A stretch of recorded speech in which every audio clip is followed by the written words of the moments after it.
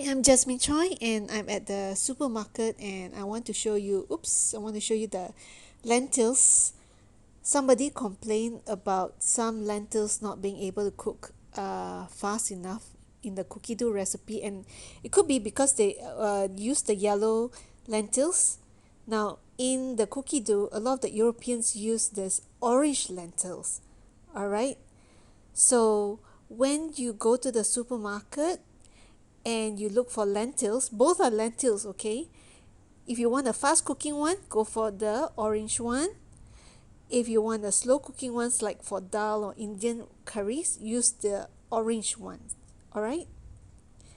In the meantime, take a look at the supermarket that's near my house. Isn't it gorgeous?